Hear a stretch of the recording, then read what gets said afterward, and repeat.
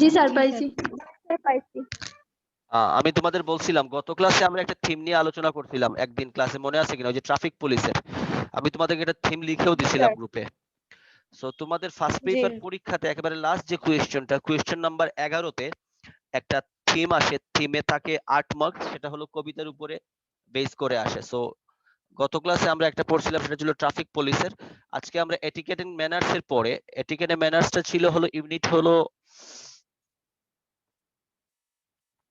Etiquette and ম্যানার্সটা হলো unit 4 এ, ঠিক আছে? ইউনিট 4 এর লেসন 1 এ ছিল এটিকেট এন্ড ম্যানার্স, আর এটা হলো লেসন 2 তে লাভ এন্ড ফ্রেন্ডশিপ, ঠিক আছে? দেখো এই জায়গায় এই লাভ এন্ড ফ্রেন্ডশিপ নিয়ে কিছু কথা বলছে, এবং এই কবিতাটা আমরা একটু পড়বো, তারপরে আমরা এটার থিমটা একটু শেখার চেষ্টা করব। আমি থিমটা তোমাদের গ্রুপে লিখে দিয়ে দিব, প্রবলেম নাই, ঠিক আছে? থিমটা গতদিনের মতো আমি তোমাদের গ্রুপে লিখে দিয়ে দিব, তারপর তোমরা আমাকে সেটা মুখস্থ করে লিখে গ্রুপে দিয়ে দিবা। এটা তোমাদের হোমওয়ার্ক হিসেবে থাকবে।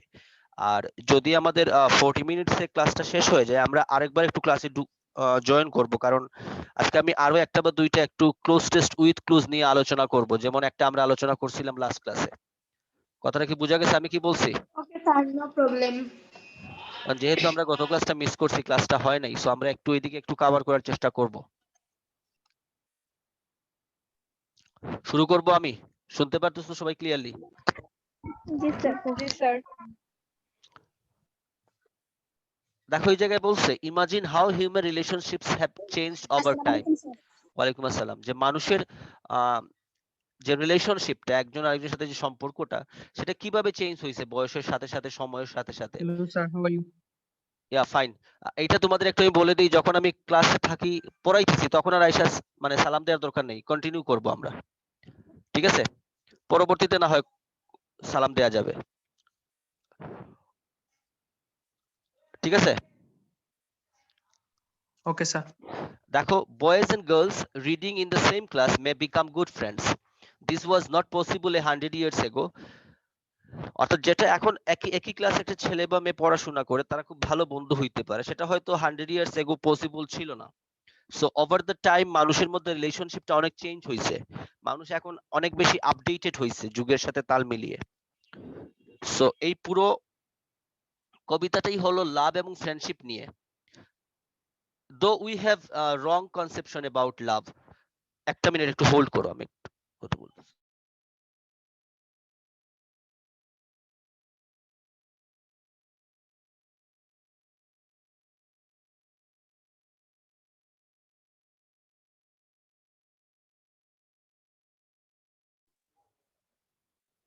Hello, can you hear me? শোনা যায় কি? জি স্যার। আচ্ছা। Yes sir. সো যদি আমরা বলি যে না, লাভের যদি আমরা ডেফিনিশনের কথা বলি, এটাকে কিন্তু আমরা একটা জায়গায় কেন্দ্রীভূত করে রাখতে পারবো না। It's a wide thing. Your love can be with your parents, with your neighbours, with anyone.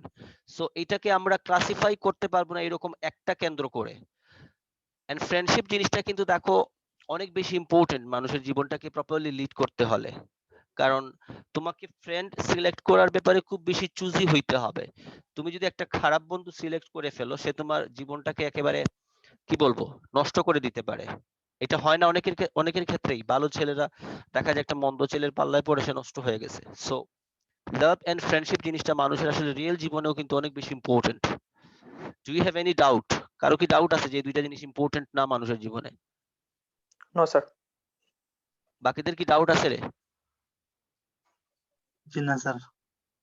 তোমরা বলতেছো না, মনে হইতেছে ডাউট আছে তোমাদের।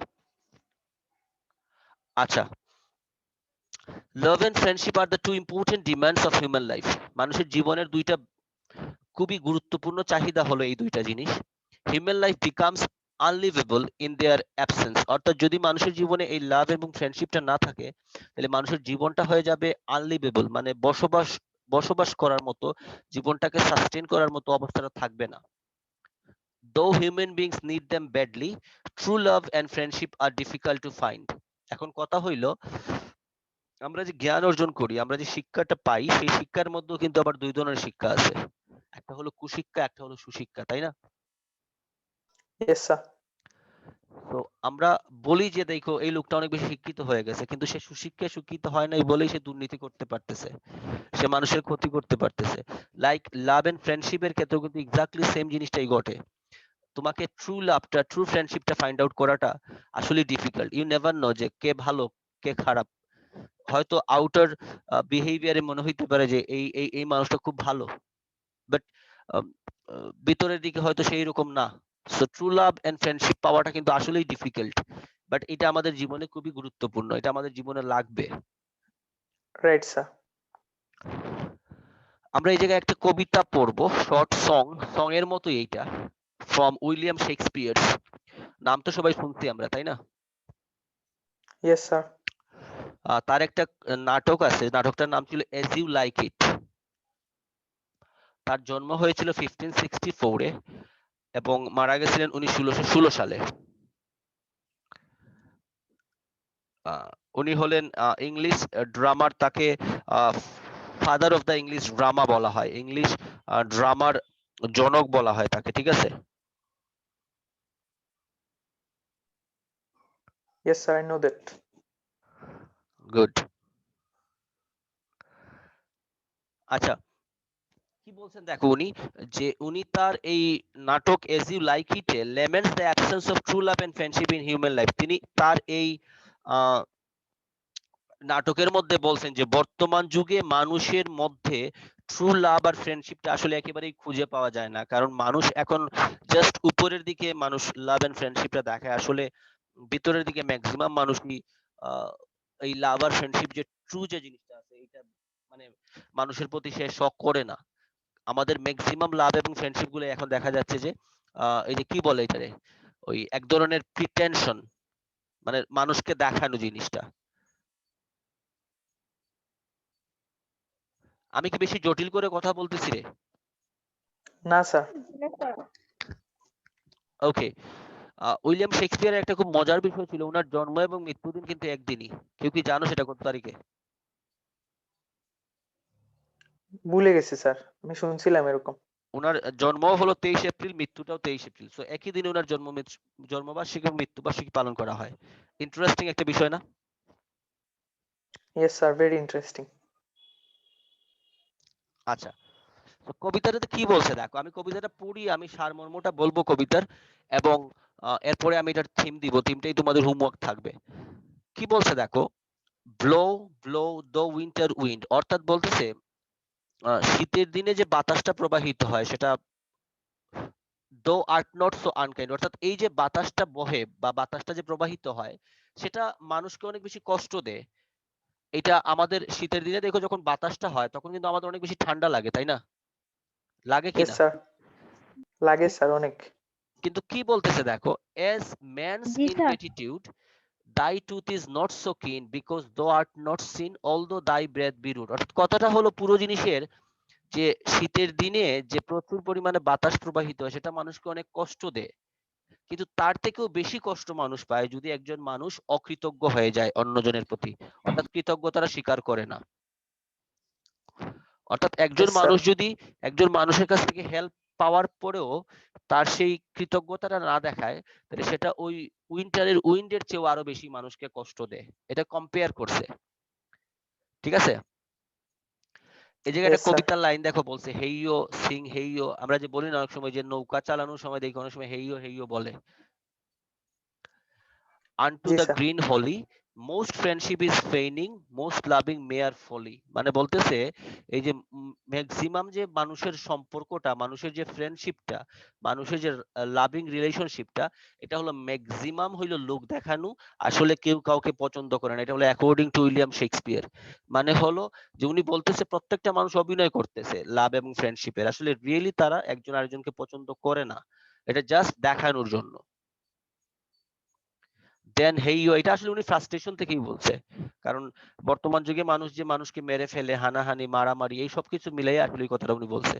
কারণ উনার কথা হইলো যদি লাভ এন্ড ফ্রেন্ডশিপটা এক্সিস্টই করে, তাহলে একজন মানুষ আরেকজন মানুষের সাথে মারামারি করতে পারে না, তাকে মেরে ফেলতে পারে না, এটা সম্ভব না। সো উনি কিন্তু Yes, একদিক sir. একদিক Right. দিয়ে কিন্তু রাইট। কারণ উনি বলতেছে যদি এটা সত্যিকার অর্থেই মানুষের মধ্যে লাভ এন্ড ফ্রেন্ডশিপটা এক্সিস্ট করতো, তাহলে how can A people kill others? একজন মানুষ একজন মানুষকে কিভাবে মারতে পারে? ইটস নট পসিবল যদি তার মধ্যে লাভ এন্ড ফ্রেন্ডশিপটা থাকে। কি Yes, বলছে sir. দেখো, ফ্রিজ দ্য বিটার স্কাই, অর্থাৎ বলতেছে যদি প্রচুর পরিমাণে ঠান্ডাও থাকে, ঠান্ডায় মানুষ একেবারে ফ্রিজ হয়ে যায়, বরফ হয়ে যায়, সেটার থেকেও আরো বেশি খারাপ লাগে মানুষের কোনটা দেখো, এজ বেনিফিটস ফরগট, অর্থাৎ কেউ যদি মানুষের কাছ থেকে উপকার পেয়ে সেই উপকারটা ভুলে যায়, Yes, benefit forgot. হ্যাঁ অর্থাৎ সে যদি অকৃতজ্ঞ হয়ে যায়। এটা দেখো আমাদের সাথে যদি কোনো ফ্রেন্ড বা আমরা যাকে পছন্দ করি সে যদি আমাদের সাথে বিট্রে করে, সেটা আমাদের কিন্তু মারাত্মক পরিমাণে কষ্ট দেয়। মনে হয় এর থেকে মানে যদি কেউ কাউকে একটা নাইফ দিয়ে আঘাত করে তাও মনে হয় ততটুকু প্যাথেটিক হবে না। So, এই কারণে বলছে যে যদি কেউ বেনিফিটসটা নিয়ে সেই বেনিফিটসটা ভুলে যায়, তাহলে তার থেকে আসলে আর কষ্টকর কিছু হইতে পারে না। দো দ্য ওয়াটার্স র‍্যাপ দাই Singh is not so sharp, এগুলো তোমরা একটু বুঝবা না, কারণ যে দাই দো এগুলা কিন্তু এই ট্রেডিশনাল ইংলিশ না, এই কারণে আমি কবিতার সারমর্মটা একসাথে বলতেছি। এই দোটা হলো ইউ, দাই মানে ইওর, এগুলা হলো ওই যে ওল্ড Sir, ইংলিশ। maybe হুবহু কপি করা কবিতাটা। এবং এগুলো ওল্ড ইংলিশ দিয়ে লেখা হয়েছে, মানে এগুলাকে জি স্যার, ট্রান্সফর্ম বুঝতে করে পারছি। নাই মডার্ন ইংলিশে। এই কারণে লেখাগুলো একটু তোমাদের কাছে টাফ মনে হইতে পারে, এই কারণে আমি এটাকে সারমর্ম করে বুঝাইতেছি। এজ ফ্রেন্ড রিমেম্বার্ড নট, বলতেছে thy sting is not so sharp as friend remembered not, অর্থাৎ বলতেছে যতই আঘাত আসুক, কেউ যদি আমাকে মনে হয় যে সুই দিয়ে মানে এরকম যেমন মানুষের শরীরে পিন করলে যে এরকম কষ্ট হয়, সেটার থেকেও আরো বেশি কষ্ট হবে যদি একজন ফ্রেন্ড আমাকে ভুল মনে না করে। এজ ফ্রেন্ড রিমেম্বার্ড নট, অর্থাৎ একজন বন্ধু যদি একজন বন্ধুকে স্মরণ না করে, মনে না করে, তার থেকে মনে হবে যে ওই সুই দিয়ে শরীরের মধ্যে মানে এই সুইটা ইনজেক্ট করলেও এত বেশি পেইন মনে হবে না। কিন্তু যখন একটা বন্ধু একটা বন্ধুকে ভুলে যায় বা স্মরণ করে না বিপদের সময়, বা সে বেনিফিট নিয়ে যখন চলে যায়, তখন আমার বিপদের সময় যখন আসবে না, ওই কথাটাই বলছে পুরোটার মধ্যে। ঠিক আছে, Yes, sir. আমি তারপরে একটু থিমটা তোমাদেরকে পরে শোনাইতেছি, একটু হোল্ড করো। Sir, I have a question, sir.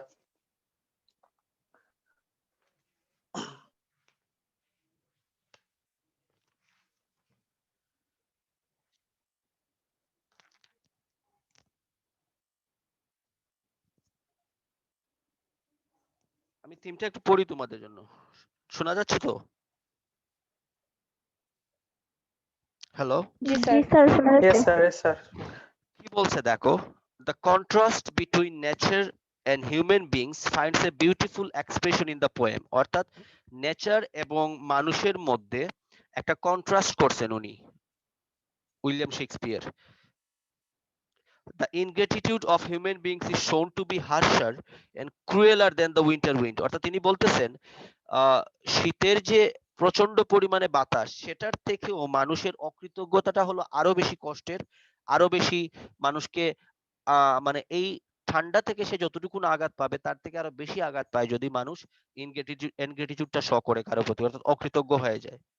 Again, breach of trust and betrayal of friends and relatives are shown to be crueler and harsher than the forces of nature, অর্থাৎ একজন বন্ধু যদি বিশ্বাসঘাতকতা করে, একজন রিলেটিভ যদি বিশ্বাসঘাতকতা করে, সেটা প্রাকৃতিক দুর্যোগের থেকেও বেশি মানুষকে আঘাত করতে পারে। হয়তো ঝড়, ভূমিকম্প, এটা সেটার কারণে হয়তো ঘরবাড়ি ভেঙে যেতে পারে, কিন্তু কোনো ফ্রেন্ড বা রিলেটিভ যদি কারো প্রতি বিশ্বাসঘাতকতা করে, তাহলে সে তার মনটাই ভেঙে ফেলতে পারে। I think you have understood about the topic. Yes, sir. বাকিটা কি বোঝা গেছে? মেইন থিমটা কি বলছে? জি স্যার। জি স্যার। আমি আবার বলি দেখো, the contrast between nature and human beings finds a beautiful expression in the poem. The ingratitude of human beings is shown to be harsher and crueler than the winter wind. Again, breach of trust and betrayal of friends and relatives are shown to be crueler and harsher than the forces of nature. আমি তোমাদের এটা গ্রুপে দিয়ে দিব, ঠিক আছে? লিখে গ্রুপে দিয়ে দিব। Okay, sir. এটা তোমাদের হোমওয়ার্ক থাকবে, এটা আমাকে শিখে তোমরা গ্রুপে আবার দিয়ে দিবা, পারবা না? Yes, sir. জি স্যার। জি স্যার। সো আমরা মোটামুটি দুইটা কবিতা পড়ে ফেললাম, একটা ছিল ট্রাফিক পুলিশ আর একটা হলো লাভ এন্ড ফ্রেন্ডশিপে ব্লোটা। এরকম যদি আমরা 15-16টা মোটামুটি কবিতা আছে, 10-12টার মতো কবিতাগুলো পড়বো, আরো কিছু থিম আছে। আসলে কলেজ খুলতেছে না তো, আমি তোমাদেরকে থিমের শীটটা দিয়ে দিতে পারতাম, তোমরা ফটোকপি করে নিতে পারতা। বাট স্যার হ্যাঁ বলো। নাম্বার 11 তে থিমটা কিভাবে থাকবে? 11 নম্বরে কবিতার লাইনগুলা দেয়া জি স্যার। থাকবে, আর দিয়ে বলবে write down the theme of the following poem, not more than 50 words. এরকম কবিতার লাইনগুলা দেয়া থাকবে, ঠিক আছে? জি স্যার। বুঝতে পারবা খুব ইজিলি। হয়তো পুরো কবিতা দেয়া থাকতে পারে, নাও থাকতে পারে, বাট প্রথম লাইনটা লাস্ট লাইনটা দেয়া থাকবে, এমনও হইতে পারে, অথবা সে পুরো কবিতাও দিতে পারে, ঠিক আছে? সো তোমার জি স্যার। কবিতাই পড়তে হবে, যে 10-12টা কবিতা আছে এটাও পড়তে হবে, বাহির থেকে আরো কিছু আসতে পারে, আমরা একটু দেখাই দিব, বাট আগে আমরা মেইন বইগুলো শেষ করতে হবে। তোমাদের জন্য টেনশন না, তোমাদের এখনো অনেক দূরে আছে, মানে ডোন্ট বি প্যানিক। তবে ইন্টারমিডিয়েট এর জন্য হোয়াট একটু is the meaning of IQ? IQ মানে হলো তোমার সেন্স আর কি, বুঝতে পারার ক্ষমতা। এটার কি কোনো মিনিং আছে? আইকিউ মানে বুঝি স্যার, বাট এটার মিনিং আছে কিনা? মিনিং মানে ওইটাই, মানে হলো তোমার ব্রেনটাকে জাজ করা, মানে তুমি কিভাবে কোনো জিনিসটাকে আইডেন্টিফাই করতে পারো, তুমি কিভাবে বুঝো, তোমার ব্রেনটাকে জাজ করাটাই হলো আইকিউ আসলে টেস্ট। স্যার আমার ওই শেক্সপিয়ারের নাম শুনতে মনে হলো, কারণ একটা ভিডিও দেখছিলাম কিছু বিজ্ঞানীদের আর মহান মানুষের আইকিউ নিয়ে কথা বলছিল।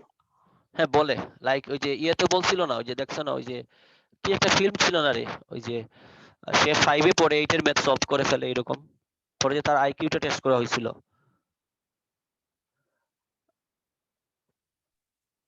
ওইটা কি বাংলাদেশে নাকি স্যার? বাংলাদেশে একটা ছেলে না তো না আছে এরকম, না না, এটা বাড়ি সায়েন্স ল্যাব যে। না, আমি ফিল্মের কথা বলতেছি, এটা মানে মোস্ট প্রবাবলি বলিউডের একটা ফিল্ম, কি ছিল আমি ভুলে গেছি আসলে। ওই যে সায়েন্টিস্ট ছিল না, ঋত্বিক রোশনের মনে হয় মোস্ট প্রবাবলি। তোমরা তাহলে ফিল্ম দেখো না? ওটা স্যার কৃষ্ণি। আমি দেখি তো স্যার, আমি দেখি। হ্যাঁ হ্যাঁ, ক্রিসের আগে যেটা ছিল। জি স্যার ক্রিস 3 মনে कोई হয়। मिल गया मे बी, कोई मिल गया। না ওকে, এটা ক্রিসেই, ওই যে তার সে যখন স্যার, স্কুলে জি পড়তো, স্যার বুঝতে পারছি স্যার। জি স্যার ক্রিস। তো দেখা যেত সে পড়ে 5 এ বা 4 এ, দেখা যায় 6 এর 8 এর স্ট্যান্ডার্ড সে ম্যাথ সলভ করে ফেলতো। সো এই ধরনের মানুষকেই কিন্তু আসলে আইকিউটা টেস্ট করা হয়। কারণটা হলো এরা এরা তাদের লেভেল থেকে অনেক অনেক সামনে থাকে। ধরো সে পড়ে এসএসসি লেভেলে, কিন্তু সে ইন্টারমিডিয়েট লেভেলে পড়াশোনা পারে সব।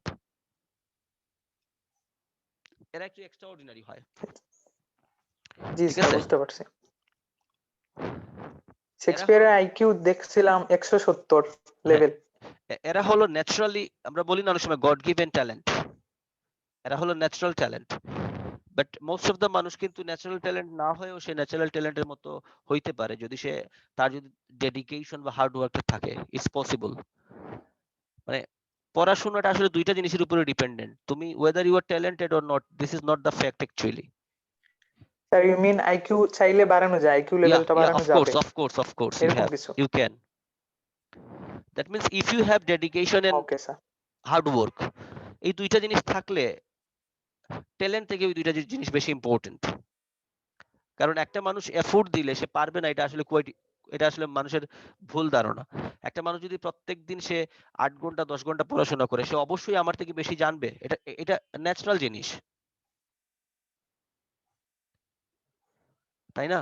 স্যার এই যে ইচ্ছা শক্তি আর শ্রমটাই অনেক। হ্যাঁ এইটাই, তুমি দেখো এই যে বিসিএস এক্সামে কিন্তু আসলে ট্যালেন্টের বিষয় না, এই জায়গায় যারা পরীক্ষা দিয়ে পাশ করে তারা দিনে 15-16 ঘন্টা পড়াশোনা করে। এখন তুমি 15-16 ঘন্টা নিজেকে দিতে পারবা কিনা সেটাই তো একটা বিশাল বিষয়।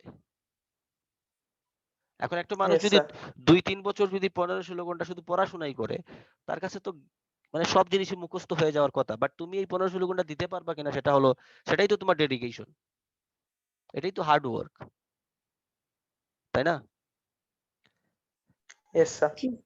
এখন তুমি ট্যালেন্ট আছে বললা, আমার তো ট্যালেন্ট আছে, আমি আর পড়াশোনা করে কি হবে? তাহলে হবে না কিন্তু। Right sir.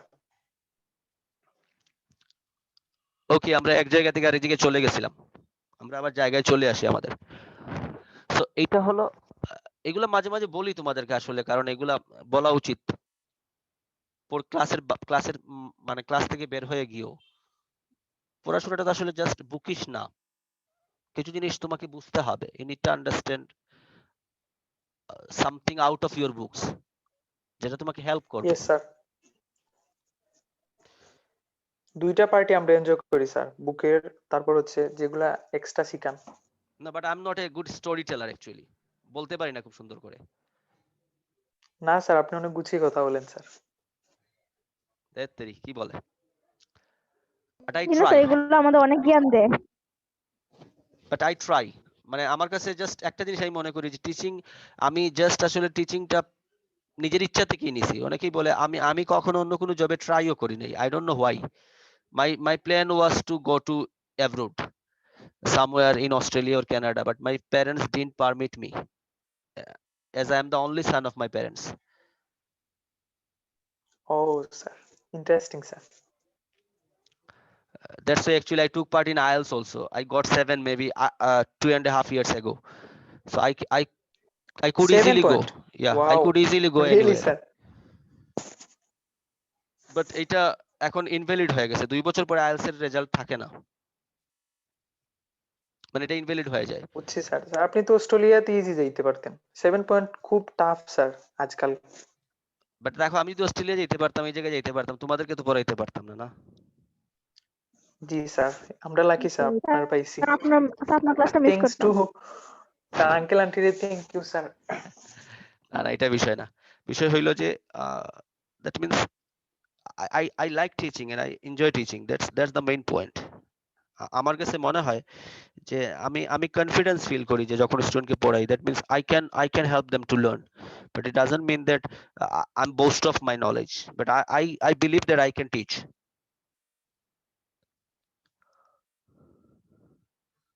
আমার কাছে মনে হয় যে না, আমি অন্য যে কোনো থেকে আমি হয়তো টিচিংটাই ভালো পারবো, কারণ এটা আমার ভিতর থেকে আসবে, naturally it will come. Yes sir. Okay, so এটা হলো আমাদের থিম হিসেবে থাকবে এটা পড়া। আর আমরা আরেকটা জিনিস একটু আলোচনা করব, সেটা হলো আমি এটা একটু স্টপ করতেছি, স্ক্রিনটা শেয়ার করা। কেন I? Yeah Okay, sure sir. Sir. আচ্ছা, আমরা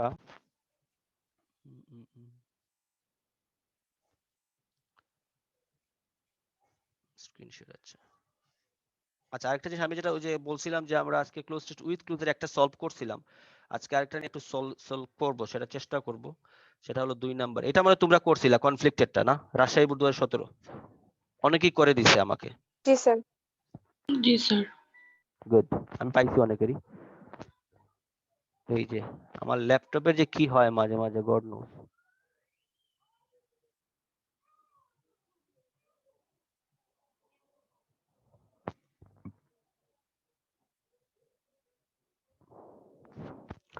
দেখা যায় এটা এক্সাম্পল 3।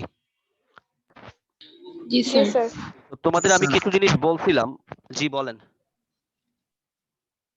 কেউ কি কিছু বলতে চাও? স্যার আপনি বলেন। কেউ কি কিছু বলতে চাইছিলা? কে না স্যার ডাকলো?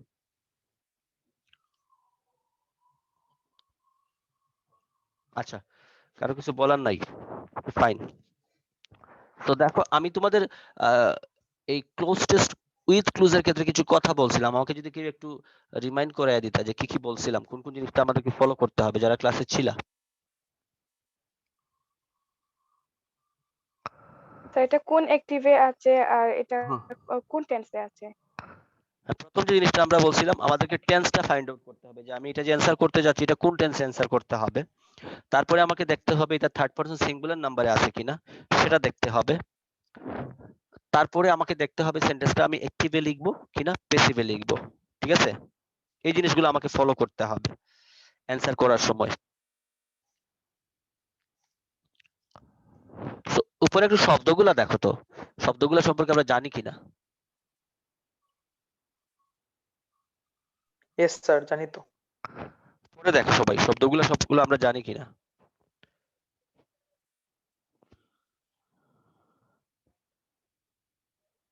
ট্রেডমার্ক করা যেটা, ওইটার অর্থ জানি না স্যার। কোনটা? অর্ডার অর্ডার মানে হলো অপরাধ। দুর্গন্ধ, খারাপ গন্ধ বা দুর্গন্ধ টাইপের আর কি, ব্যাড স্মেল যেটাকে অর্ডার বলা হয়। ঠিক আছে,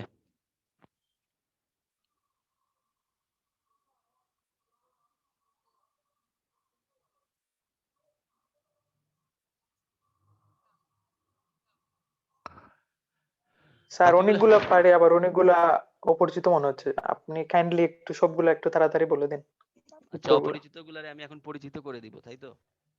স্যার ডিসপোজ জি স্যার। আচ্ছা, রেজাল্ট তো আমরা জানি ফলাফল, তাই না? Yes sir. জি স্যার। জি স্যার। তারপরে হলো ডাম্প মানে হলো আসলে ময়লা ফেলার জায়গা, যে জায়গার মধ্যে আমরা ময়লাগুলো ফেলি এটাকে ডাম্প বলা হয়। ঠিক আছে, ক্রিয়েচার স্যার। মানে হলো প্রাণী সৃষ্টি, গডের সৃষ্টি যে প্রাণীগুলো এগুলাকে, যেমন র্যাটস, তারপরে হেয়ারস, টর্টয়েস, এগুলো হলো ক্রিয়েচার। অর্ডার মানে হলো বাজে দুর্গন্ধ টাইপের, ব্যাড স্মেল। ডিসপোজ হলো কোনো কিছুকে বিন্যাস করে রাখা সারিবদ্ধভাবে। ঠিক আছে, শব্দটা আসছে ডিসপোজাল থেকে। জি স্যার। ওয়াটারবর্ন হলো পানিবাহিত। অ্যাভয়েড মানে হলো কোনো কিছুকে ঠেকানো, মানে প্রতিরোধ করা, প্রতিহত করা। মাইক্রোফোন তো আমরা জানি, যেগুলা দিয়ে আমরা গান শুনি, সরি মাইক্রোফোন গান না, যেটা দিয়ে আমরা লাউড আওয়াজে কথা বলি, মাইক্রোফোন তো চিনি সবাই, তাই না? জি স্যার। ইয়েস আমাদের স্যার। অ্যাসেম্বলি তো তোমরা করো নাই কলেজে, অ্যাসেম্বলির সময় যেটা দিয়ে কথা বলা হয় সেটাই। টক্সিক মানে বিষাক্ত। অ্যাভয়েড মানে হলো এড়িয়ে যাওয়া। ফিউম মানে হলো আগুনের ফুলকি। আর ডিটারমিন মানে হলো কোনো কিছুতে সংকল্পবদ্ধ হওয়া। এখন আরেকটা জিনিস তোমাদের মনে রাখতে হবে, সেটা খুবই ইম্পর্টেন্ট। এই জিনিসটা করার সময় একটা শব্দের অনেকগুলা ফর্ম হইতে পারে, যেমন আমরা পার্টস অফ স্পিচ পড়ছি না, yes sir. Noun, pronoun, adjective, verb, এগুলা পড়ছি তো। সো এই জায়গায় একটা শব্দ দেয়া আছে ভার্ব ফর্মে, এটাকে অ্যাডজেক্টিভ করা লাগতে পারে, সেটাকে অ্যাডভার্ব করা লাগতে পারে, অথবা সেটাকে আবার নাউন করা লাগতে পারে যদি চেঞ্জ করতে হয়। সো তোমার এই জিনিসগুলো সম্পর্কে একটু নলেজ থাকতে হবে। যেমন ধরো এই জায়গায় ডিটারমিন ছিল, এটা হলো ভার্ব, এটা নাউনটা হলো ডিটারমিনেশন। অ্যাভয়েড শব্দটা অ্যাভয়েডেবল হইতে পারে, আনঅ্যাভয়েডেবল হইতে পারে, অ্যাভয়েডটা আবার নাউনে গিয়ে অ্যাভয়েডেন্স হইতে পারে। ডিসপোজ মানে কোনো কিছুকে বিন্যাস করে রাখা, সেটা নাউন হিসেবে ডিসপোজাল হইতে পারে। কথাটা কি বোঝা যাচ্ছে আমি কি বলতেছি? জি তো স্যার। ইয়েস এরকম স্যার। শব্দগুলা চেঞ্জ হইতে পারে। সো এই নলেজটা আমার থাকতে হবে। ইংলিশে ভালো করতে হলে দুইটা জিনিস you should have, that is first one is conjugation of verb, অর্থাৎ একটা ভার্বের যে তিনটা ফর্ম আছে, do, did, done, go, went, gone, like এর এইগুলা। আর আরেকটা হলো একটা ভার্ব, সেটা নাউন হইতে পারে, সেটা অ্যাডজেক্টিভ হইতে পারে, এইগুলো তোমার একটু জানতে হবে, এবং এইগুলো তোমাকে নিজে নিজেই জানতে হবে, কেউ তোমাকে আইসা ধরিয়ে দড়িয়ে শেখানোর সুযোগটা আসলে নাই।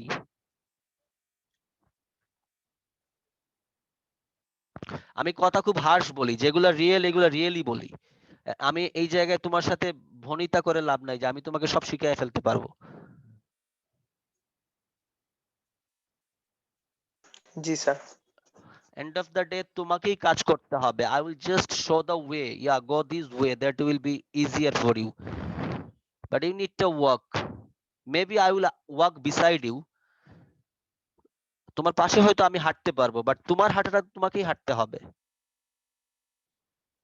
এবং যত শীঘ্র তুমি এই জিনিসটা বুঝতে পারবা, ততই তোমার জন্য আসলে সেটা মঙ্গল হবে। জি স্যার। রিয়ালিটিটা বুঝতে হবে, রিয়ালিটিটাই হলো আসলে ইম্পর্টেন্ট। অনেকে বলে না যে দেখো ওই টিচারের কাছে পড়ছে, এর কাছে পড়ছে, এইটা পড়ে এইটা, সে এইটা করে সে মারাত্মক রেজাল্ট করে ফেলছে, আসলে কিন্তু মূল জিনিসটা সেই করছিল। True sir. রাইট। ওকে, সো এই উইথ ক্লুজে বা উইথাউট ক্লুজে তোমাকে ভালো করতে হলে সেন্টেন্স গুলার মিনিং তোমাকে বুঝতেই হবে। হ্যাঁ, এখন কথা হইলো স্যার আমি তো প্রথমে কিভাবে বুঝবো? এই বুঝার জন্যই তোমাকে প্রচুর পরিমাণে রিডিং পড়তে হবে English.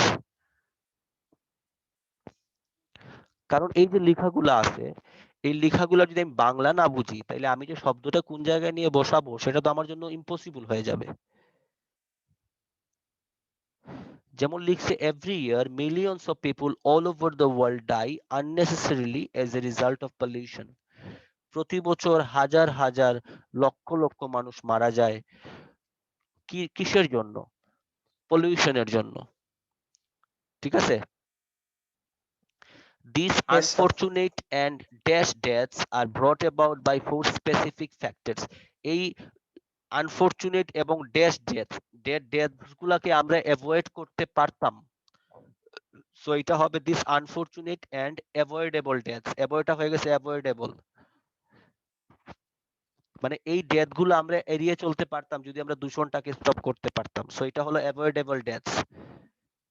These unfortunate and avoidable deaths are brought about by four specific factors. চারটা কারণে এটা হয়। একটা হলো firstly air pollution from factories, burning trash and vehicle. Vehicle থেকে কি বের হয় বলো তো আমাকে? ধোঁয়া স্যার। বিকল থেকে তো ধোঁয়া বের হয়, এটা আমরা সবাই জানি না? So 2 number Yes, sir. অ্যানসারটা হবে বিকল ফিউম। অর্থাৎ এয়ার পলিউশনটা কোন কোন জায়গা থেকে হয়? একটা হলো মিল এবং ফ্যাক্টরি থেকে, আর একটা হলো বার্নিং ট্র্যাশ অর্থাৎ ওই যে ময়লা আবর্জনাগুলো পুরানো হয় সেটা থেকে, আর হলো বিকেলের যে ধোঁয়া বের হয় সেটা থেকে। সো বিকেল ফিউম, বিকেলের সাথে ফিউমই মিলে, আর কোনোটা মিলে না এই জায়গায়। ঠিক আছে? স্যার ফিউমের মিনিংটা জানে কি? ওই যে আগুন জ্বলার পরে যে একটা আগুনের ধোঁয়া বের ফুলকা। হয় না, আমরা যখন রান্না করি রান্নার চুলার উপর দিয়ে যে একটা ধোঁয়া বের হয় না, এটাকে ফিউম বলে রে। বুঝা গেছে ফিউম? Yes, sir. অর্থাৎ মিল ফ্যাক্টরি থেকে যে ধোঁয়াটা বের হয়, এটার কারণে কি হয় দেখো, cause pneumonia, bronchitis and other respiratory diseases, আরো শ্বাস প্রশ্বাস জনিত আরো বিভিন্ন ধরনের রোগ হয় এইগুলার কারণে। Then water pollution from industrial discharge and indiscriminate dash of toxic chemicals. Indiscriminate dash, এখন খেয়াল করে দেখো, আমরা ডিসপোজ মানে কি বলছিলাম? এই যে ময়লাগুলাকে সঠিক জায়গায় নিয়ে ফেলা, তাই না? সো সি নাম্বার কি হবে দেখো, দা ইনডিসক্রিমিনেট ডিসপোজ থেকে হয়ে যাবে জি sir. Disposal. Indiscriminate disposal of toxic chemicals, এই যে বিষাক্ত পদার্থগুলো আছে এইগুলাকে আমরা সঠিকভাবে বিন্যাস করে রাখতে পারি না যে জায়গায় রাখার কথা ছিল। সো ইনডিসক্রিমিনেটের পরে ডিসপোজটা মিলবে না, সেটাকে বানাইতে হবে দা ইনডিসক্রিমিনেট ডিসপোজাল। ঠিক আছে? জি sir. And the dash of human waste, মানুষের যে ময়লাগুলা, মানুষ যে ময়লাগুলা ফেলে সেইগুলা সঠিক স্থানে ফেলা। সো দা, তারপরে ডাম্পটাও মানে বলছিলাম আমরা ময়লাগুলা ফেলার জায়গা। So the dumping of human waste into rivers and canals causes poisoning and dash diseases. খেয়াল করে দেখো এইগুলার কারণে পানিবাহিত রোগ হয়। সো পানিবাহিত রোগের ক্ষেত্রে একটাই আছে, ওয়াটারবোর্ন। Canal causes poisoning and waterborne diseases such as cholera and diarrhea. ঠিক আছে? Yes, sir. The next factor is the noise pollution from vehicle horns. এটা সবাই পারার কথা। Next factor is the noise pollution from vehicle horns and dash. আর কোনটা থেকে দূষণ হইতে পারে? শব্দ দূষণ। গাড়ির হর্ন, আর কি আছে এই জায়গায় দেখো তো টেবলে? Microphone. Microphone. The next factor is the noise pollution from vehicle horns and microphone. That might cause aggression and damage hearing. And finally dash pollution. And finally হলো কি, ওই যে ড্যাশ পলিউশন মানে হলো ওই যে একটা বাজে গন্ধ যেটা বলছিলাম আমরা, Odor. odor pollution from dumped or untreated human waste causes serious discomfort to our sense of smell. এবং আমরা কেমনে বুঝলাম দেখো এটা যে অর্ডার হবে, কারণ এই সেন্স অফ স্মেল এর কথা বলছে। and attracts disease bearing এই দেখো রেটস এন্ড ফাইলস আছে। সো রেটস এবং ফ্লাইস, রেট মানে হলো ইঁদুর, ফ্লাই মানে হলো মাছি। সো এগুলো হলো creature. and attracts disease bearing creatures such as rats and flies. So এই জায়গায় ক্রিয়েচার হবে, কারণ রেটস এবং ফ্লাইস গুলোকে ক্রিয়েচার বলা হয়। আমার মনে হয় ক্লাসটা শেষ হয়ে যাবে, আমরা একটু আবার জয়েন করব, ঠিক আছে? এটা শেষ করে দিব আমি একটু বুঝে। আমরা কি জয়েন করতে পারবো আরেকবার? Okay, জি sir. No sir. problem.